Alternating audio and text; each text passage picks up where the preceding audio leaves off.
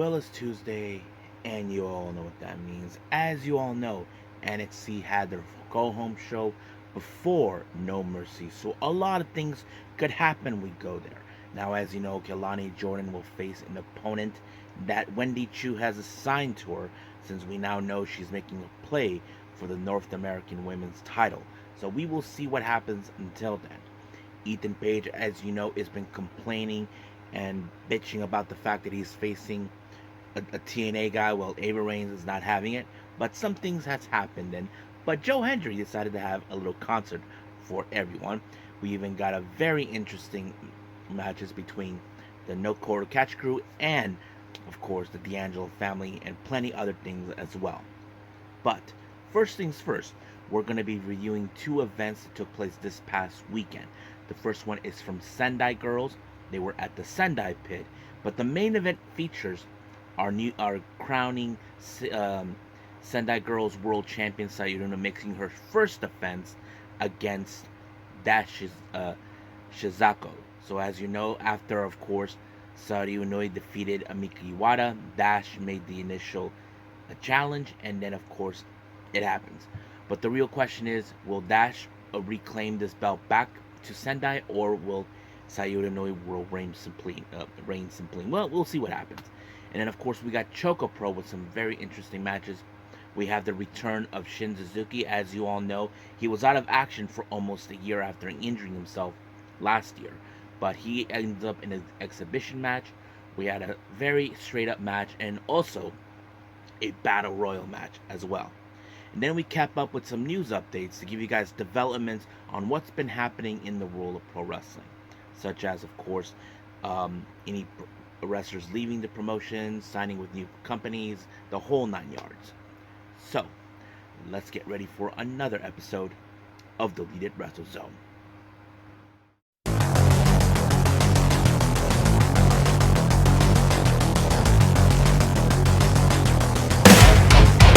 Are you ready? Get up, get up! Get up, get up! Get up, get up! Get up, get up! Get up, get up! Get up, get up! Hey everyone, welcome to Deleted Wrestle Zone, all things that is pro wrestling with AEW, NXT, New Japan Pro Wrestling, TNA, the National Wrestling Alliance, various promotions, wrestlers, matches, and championships. I am your host, J-Rod here. So, if you are new to the channel, welcome. This is a channel where we do a lot of pro wrestling reviews from various promotions, not only here in the United States, but also in Japan, Mexico, Canada, Europe, the UK, anywhere in the world where pro wrestling is not as big, but it continues to grow. We also, of course, do discussion videos, talk about various topics such as the wrestlers themselves, the promotions, factions, storylines, whatever we want to talk about. We also, of course, do more news updates. If certain information was unable to be on this episode, we can either put it on the next episode or on a separate video by itself.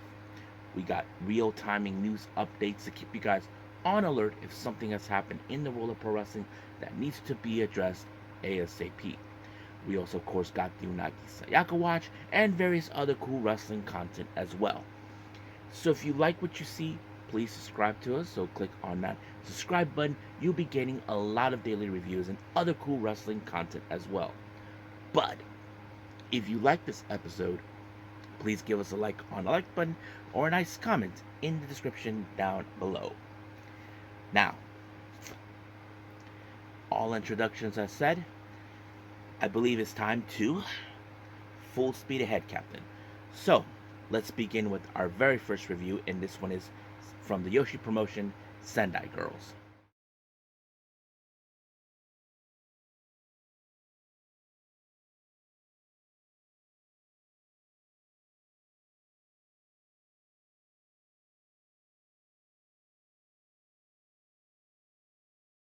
Okay, so our first review is Sendai Girls. Now, this has just recently took place this past Saturday at the Sendai Pit. As you all know, we also had Stardom that was there as well. So basically, they must have shared the same venue, but at different timings.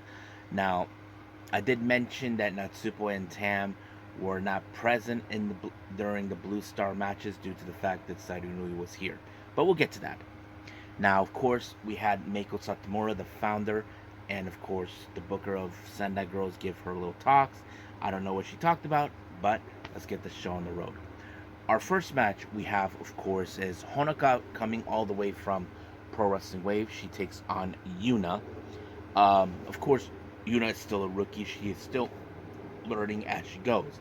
But Honoka, who has learned a lot, was able to pick up a pretty impressive win with a very interesting pinfall, and just like that, it was a. Excuse me. Our next match, we have Miyuki Takase versus Yurika Oka. Now, it's no secret in some capacity that Miyuki Takase is a veteran. She has years of experience than Oka, but Oka has demonstrated how strong and how much she has grown since. I mean, not to mention she is one half of the tag team champions with Marvelous' Miyu Momono. So that explains it. But the match was impressive. I mean, I have seen Yurika has grown so much, but however, many people would have assumed that Miyuki Takase, who has more experience than her, would have picked up the victory. However, that wasn't the case because the match ended after a time limit draw of 10 minutes. Yeah, so basically that's how it ends in that way. Next match, we have tag team action. Team number one, we have Sandra Moon and Ryu Mizunami. They take on Jesse Jackson and Lady Destroyer Hiroyo Matsumoto. So the match was pretty good, not to mention, both Mizunami and Matsumoto well recognized in the world, in the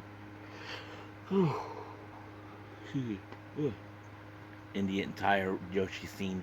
But however, this match ended with, of course, Jesse applying a pedigree on Sandra Moon to pick up a win for her team. Our next match, we have Miyu Momono taking on Mika Iwata. Now, of course, Miyu Momono is a very strong, capable wrestler. But however, it wouldn't surprise me in some capacity that if she does beat Mika Iwata, she could be entitled to get a opportunity for the Sendai Girls World Title. Don't forget, Mika Iwata herself is a former champion, so it could put her in that conversation. However, Mika Iwata took her out with a driver, and just like that, it was over. Next up, we have tag team action. We have Manami and Veni. They take on 200 Team 200 kilogram Yu and Big Hash herself. Now, of course, there's no denying about certain things. Veni is a very dangerous wrestler. She doesn't take any crap. She will go to distance, whatever it takes to win. Manami has gone into that opportunity, but when it comes to Team 200 kilogram, they are in an unstoppable force. Yes, they can be beaten, but it takes only a while for a strong team that are determined to defeat them. And apparently that wasn't enough because it was Big Hash herself who picked up the win when she applied that same move that Zack Sabre Jr. applies, the Techers, and that ended right there. She pinned Manami, and just like that, it was over. Now for the moment we expected. This is for the Sendai Girls World Title, and this is Saori Anou's first defense, and this is against Dash Shizako. Now, Dash Shizako, as you all know, she is a homegrown Sendai Girls, while Saori Anou was a freelancer, but at the same time, she represents now Stardom. As you all know, she won this belt from Mika Iwata after Mika Iwata defeated her for the white belt. And then, of course, Mika Iwata was willing to give her a rematch in her turf in Sendai, and in the Sendai event in Corkin Hall, which, of course, Saori Anou won that match and gained both belts. However, of course, Dash Shizuka made the next challenge to be her first opponent, which, of course, Saori Anou accepted. But the real question is, how will this go? We know that Dash Shizuko would take great lengths to win this belt. As I said before, Dash is a homegrown Sendai Girls. However, it would be disappointing if she doesn't win this back for everyone. I'm sure everybody in the Sendai Girls roster would love to see her bring this title back home. but unfortunately, it did not go exactly her way. Saori Anou defeated her by applying the pottery, and of course, winning the match. During the post match, we saw Mika Iwata, so I'm sure she will stop at nothing now to reclaim what she lost, and I'm sure Saori Anou is willing to do so regardless. But we will see what happens until then. We will stick close to that and hope something will be announced. But for now, let's move on with ChocoPro.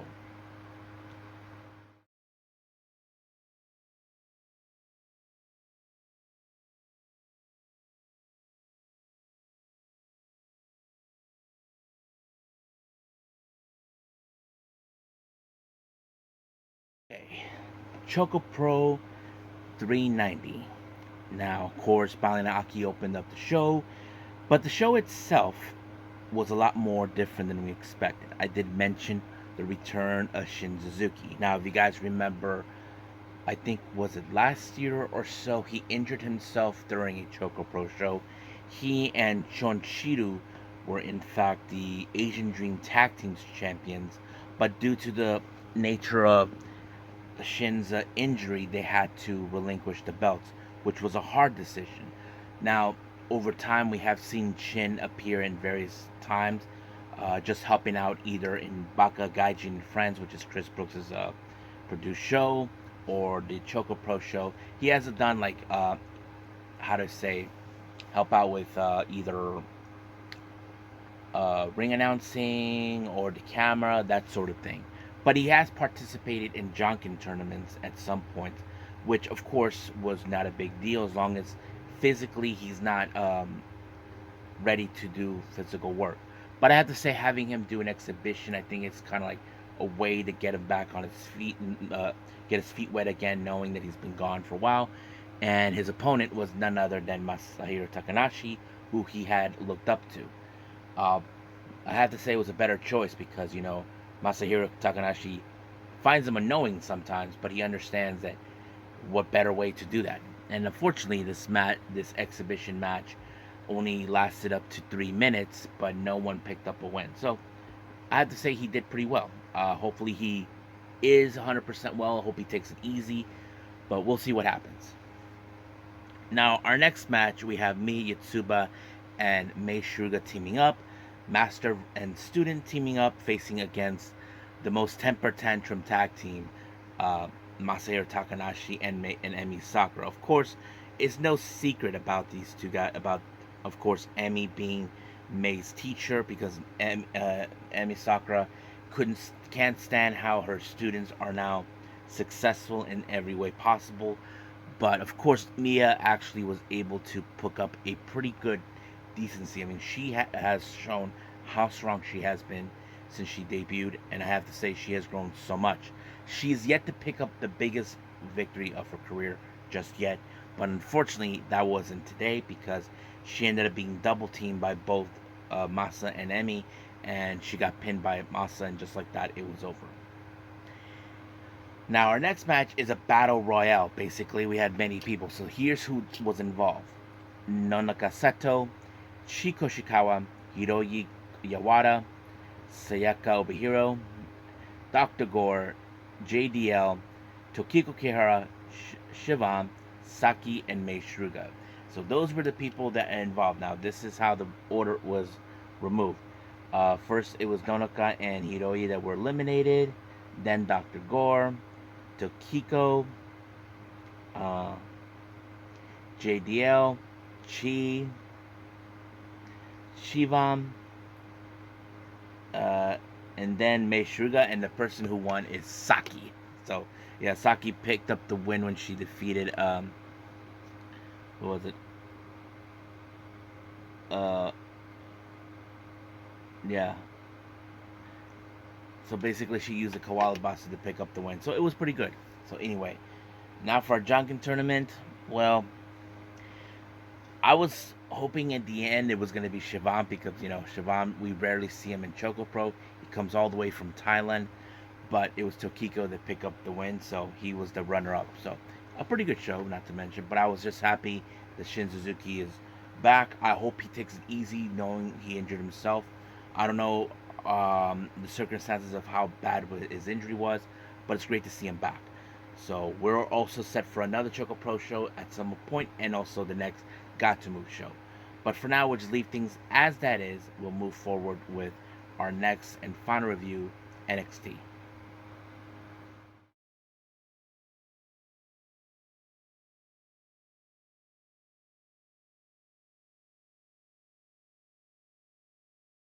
Kidoki. So, our last review, NXT. As I said before, this is the go home show before No Mercy. Now, anything could happen before then. Now, our first match features, of course, Metaphors, Jakar Jackson, and Lash Legend taking on the Fatal Influence, um, Fallon Henley, and Jay-Z Jane. Now, this is becoming a war between, of course, wrestlers who did not come from the independent scenes versus wrestlers that were used to be athletes in colleges, like we see with Lash Legend, who was a basketball player and all that. So that's becoming the war. However, the X factor of this match was Jay Z Jane, the numbers game. No, Jasmine Nix, who's on the side, who's been siding with Fallon and Jane due to the fact that she gets special privilege or whatever. She was the deciding factor, but this allowed for, of course, Fallon Henley to pin Lash Legend and just like that winning. However, should the other wrestlers who dealt with Fatal Influence try to stop her, well, I'm sure there's going to be a very moment on that. So we'll see what takes place. Now, Eddie Thorpe, as you know, who's been showing people that he's a DJ, has been doing this and that.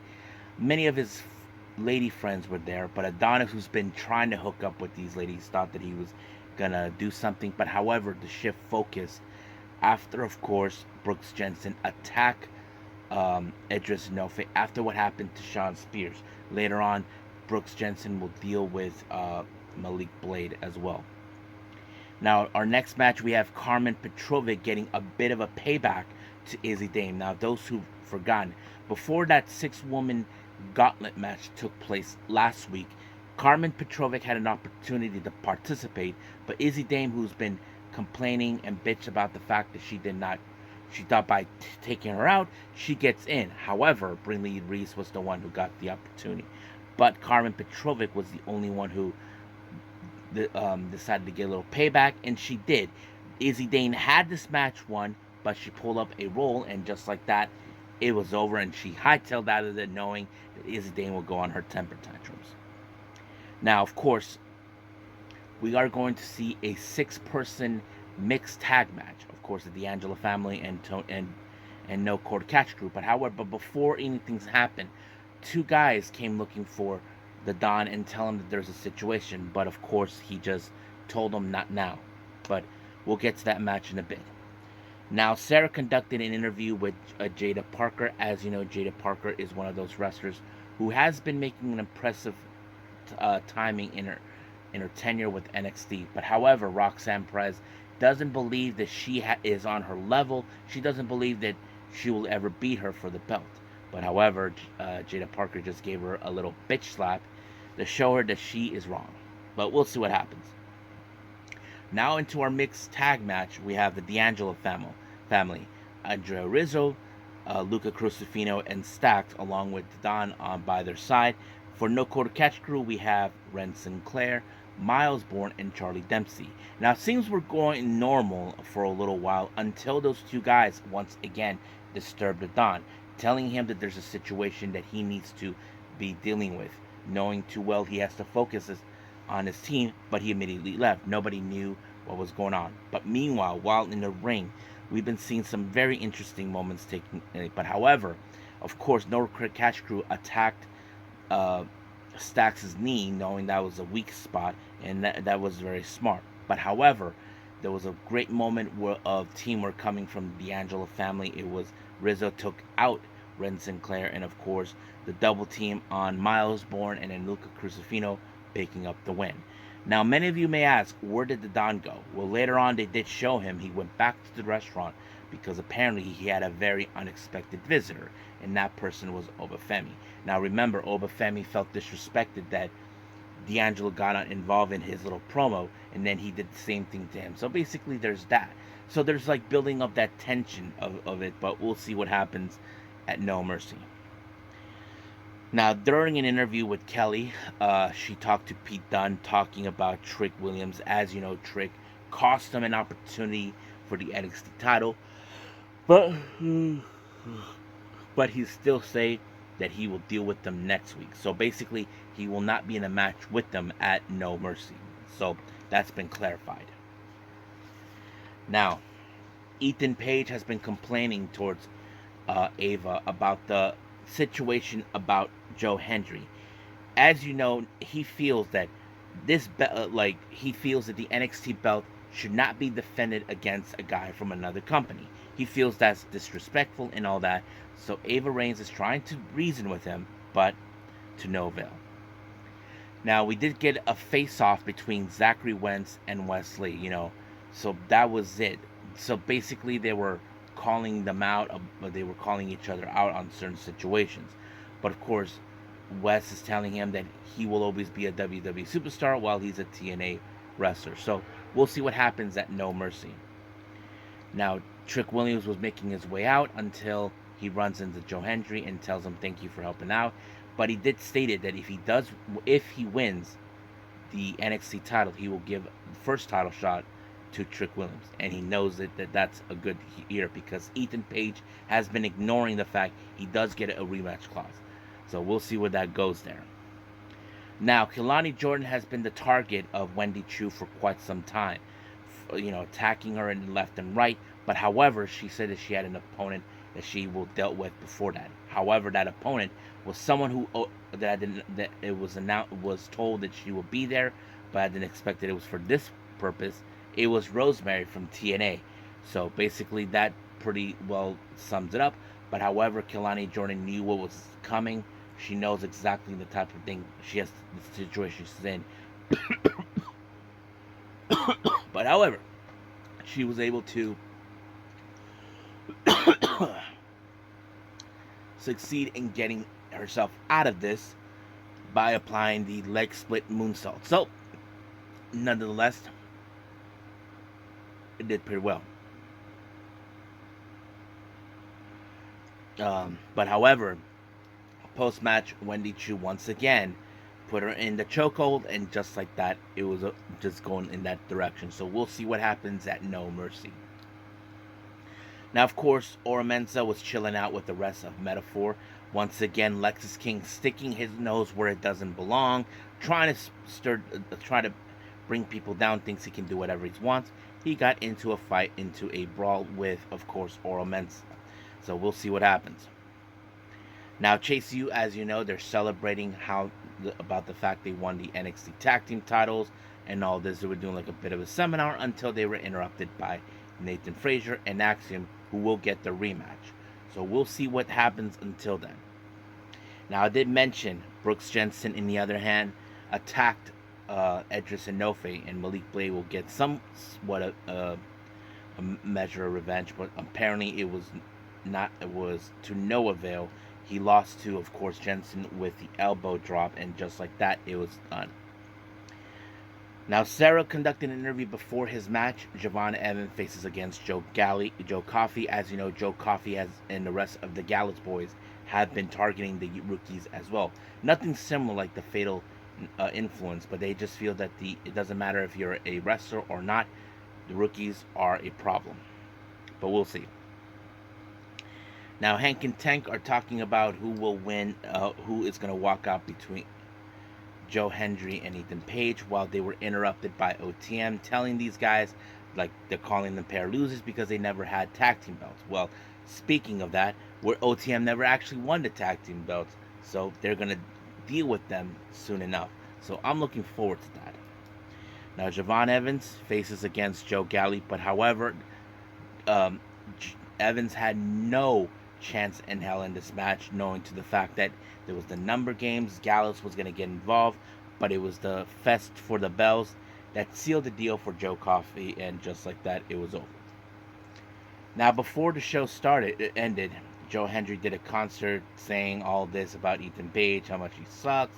Ethan Page tries saying that he will not allow a guy to win. He thinks that guys like him should not be in NXT, that he knows what the people want, but they're not listening because they're singing the song.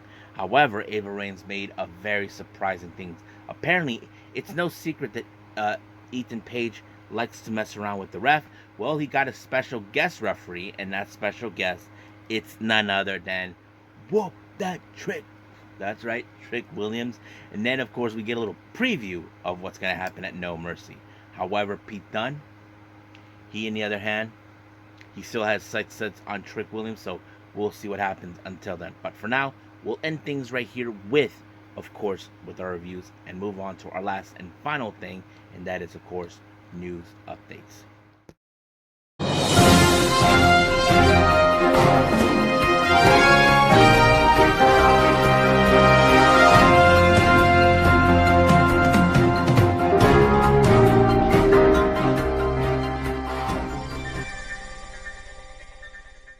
So welcome to our news updates. Now, I want to make things clear for this particular part of the episode. There are no upcoming events that have been announced, but I'm hopefully on the next episode we will have that. Now, let's talk about certain developments. Now, this one I'm not sure if it's 100% true or not. This was coming from WrestleVotes. They put out saying that there's been discussions about moving the WWE's Performance Center to Vegas. Now, some of you may question why would they do that. I mean, I can see because UFC's been like the home front of that for years. I think they have like their own version of a performance center down there. If you guys remember, they used the Apex for one of the NXT events. What would make sense? But I'm gonna say I'm gonna wait until I hear something. I feel like, WWE would have said something, but we haven't.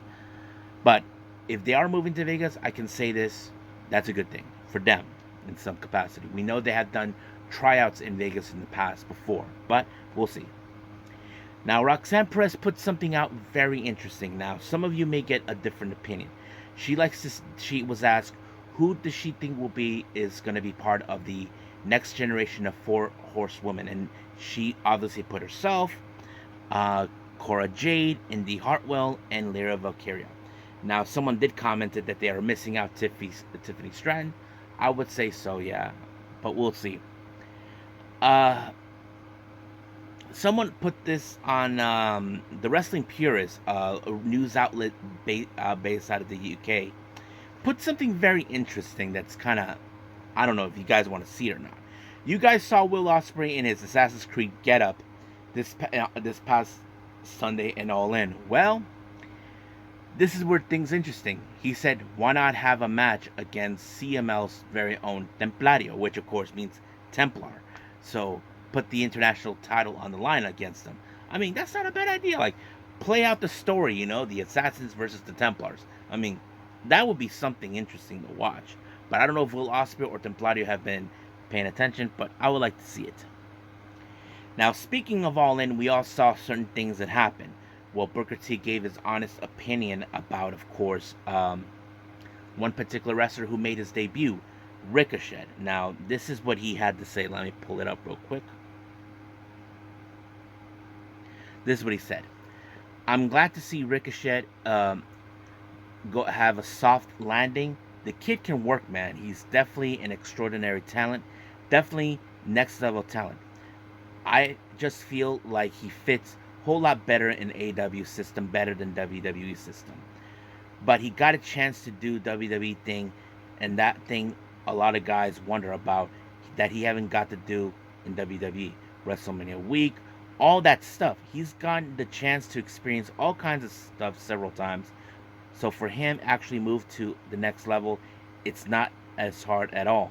Because now for him, it is all about getting paid, going out having some good matches, hopefully a stellar career in the end of his day. I think Ricochet to be able to have some outrageous matches that has possibly can have. That means going out there and just letting hang out. That means you ask the boss, what do you want me to do tonight? And the boss says, whatever you guys want, do. That's what he's got now. So it's gonna be unlimited amount of stuff You can see Ricochet now for what he could see. So basically, he sees that he is talented, but he probably wouldn't get the bigger opportunities in WWE. I mean, many people have said he should have been at the top. Well, I kind of agreed on that too, but things have changed on that. Now, there was a very interesting interview that took place with Chris Van Vliet.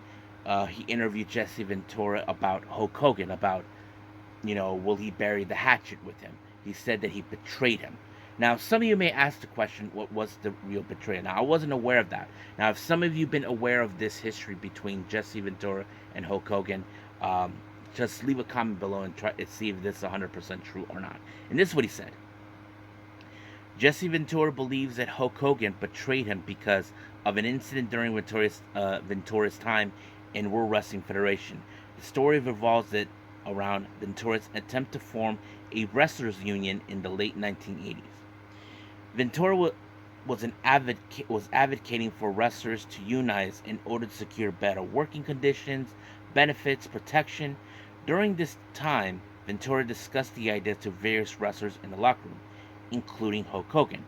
Ventura believed that Hogan was supportive of the idea, or at least very neutral. However, when Vince McMahon, the owner of WWF, found out about Ventura's efforts to unionize, he confronted Ventura to shut down the idea. Ventura had later learned the fact that it was Hulk Hogan who informed McMahon about his plans to unionize wrestlers. This revelation came out during a deposition related to the lawsuit Ventura filed against WWE for unpaid royalties. Ventura felt deeply betrayed by Hogan's actions because he believed Hogan had undermined an effort that could have significantly improved the lives and careers of professional wrestlers. This incident damaged their personal and professional relationship, and Ventura publicly expressed that his disappointment and anger over Hogan's role is thwarted the unionization effort. Yeah, I can see that. I mean, if someone had an idea and someone did not like that, I mean, I know people can say Hulk Hogan had a stellar career in WWE and WWF, however you want, but I understand what Ventura was planning to do. I think it was a good idea. There were people talking about having a union and all this other stuff, and of course there's that one person who thinks that it doesn't benefit them in some capacity. But yeah, I get it. But nonetheless, Ventura said that he will never bury the hatchet with him, and it's very understandable and respectful for him, because he will not forget the betrayal that he had from him, because he thought he was supportive. He obviously lied. So we'll leave things as it is for now, and then of course let's just right now call it a day. Okay, so I hope everybody enjoys this episode. Coming up, we have AEW Dynamite. We are now entering the fallout after AEW All In. So the real question is, what's next from here on out? We do have brand new AEW World Champion. Will Christian Cage cash in his opportunity? That's an obvious question. We do have an brand new AEW Women's Champion, a brand new International Champion, FTW Champion, and so on and so on. Oh yeah, and World Trios Champion. So basically, we have a lot of things that could happen afterwards. But for now, we'll just wait and see. Now, I haven't decided yet what I'm going to review, but as we speak, we have the latest Stardom as we continue on to determine a certain situation that took place where there was a three-way tie. This is going to be the tiebreaker, and of course, this will be like the prelude before we head to August 31st. Well, Tam Nakano will have to face Natsuko Tora for the red belt, but we will see what happens until then. But for now, we'll end things here, and I will say this: I will see you guys in the next DWZ time, same DWZ channel. I must bid all of you adieu. So, goodbye. Mwah. And have a nice day. Bang.